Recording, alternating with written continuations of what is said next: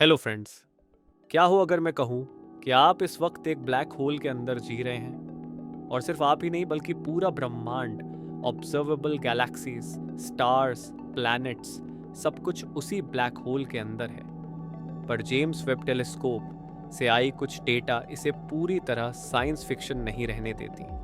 चलो जानते हैं इस आइडिया के पीछे का साइंस और खुद डिसाइड करते हैं, क्या सच में बिग बैंग एक वाइट होल था और हम सब किसी दूसरे ब्रह्मांड के ब्लैक होल में एग्जिस्ट कर रहे हैं। माय फ्रेंड्स, मैं हूं आदित्य और आप देख रहे हैं ब्रह्मांड की यात्रा।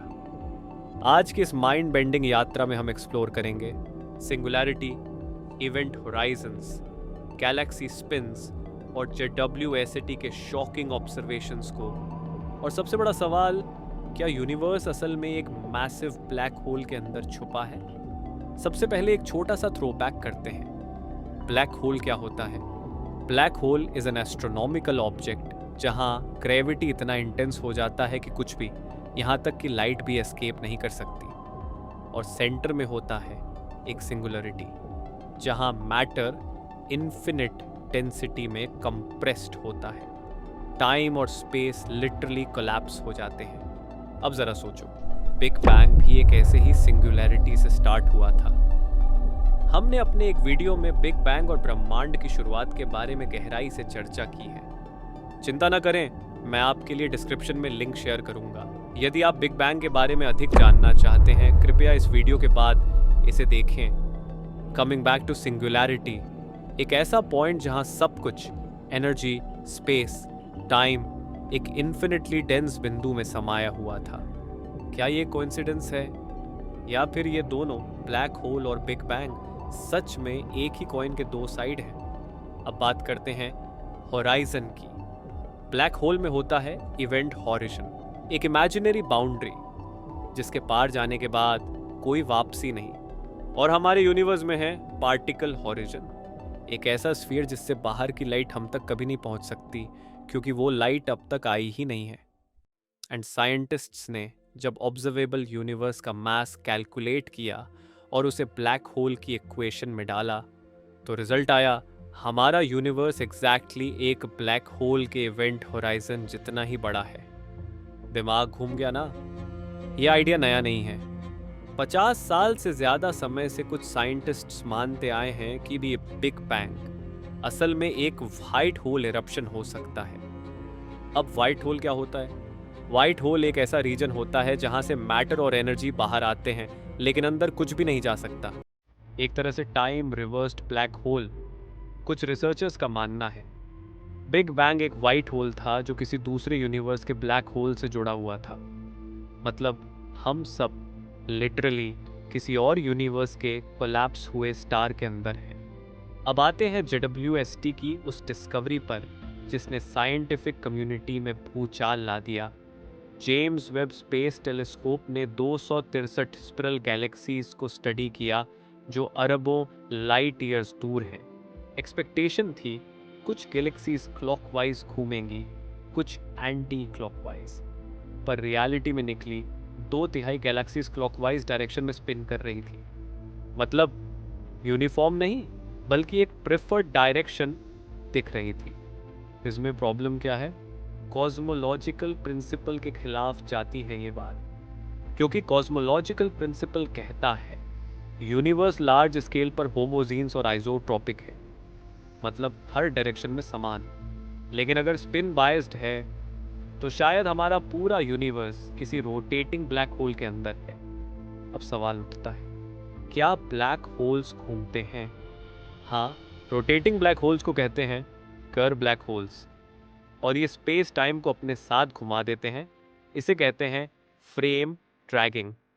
अब अगर एक रोटेटिंग ब्लैक होल के अंदर कोई यूनिवर्स बने तो वहां के गैलेक्सीज को भी वही इनहेरिटेड स्पिन एंड रोटेशन मिलेगी।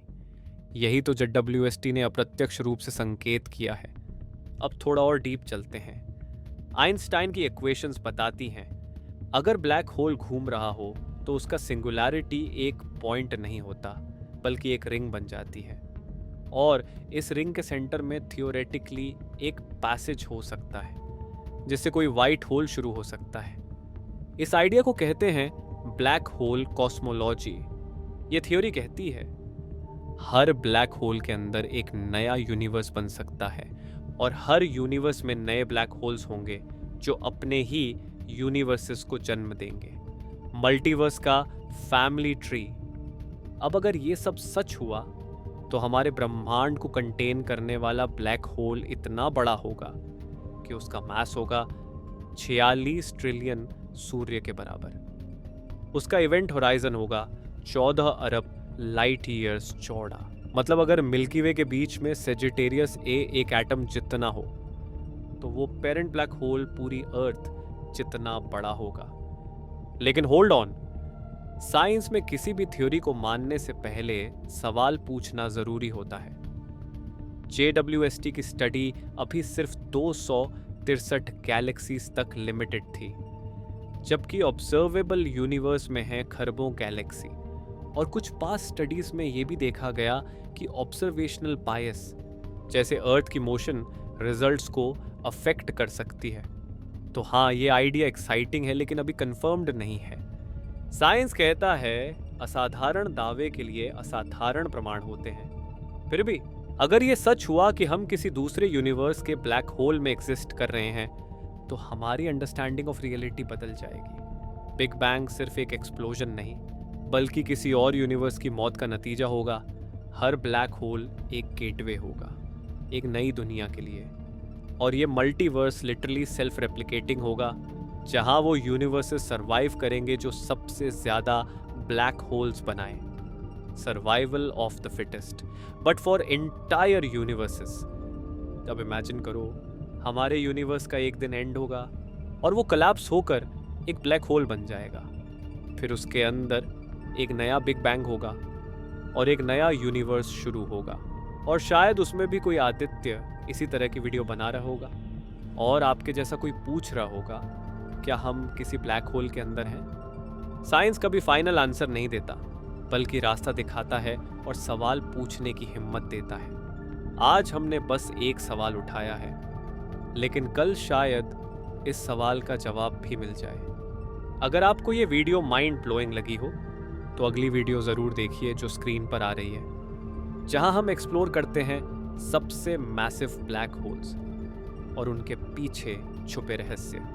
और मेरे दोस्तों, अगर आपके कोई प्रश्न हो तो कृपया हमें कमेंट में बताएं, मैं उनका उत्तर देने की पूरी कोशिश करूंगा। कृपया सब्सक्राइब और शेयर करें वीडियो को। हमारा लक्ष्य 10,000 सब्सक्राइबर्स तक पहुंचना है और ये हमें ग्रो और बेहतर वीडियो बनाने में मदद करेगा। अगले वीडियो में मिलते हैं। धन्यवाद।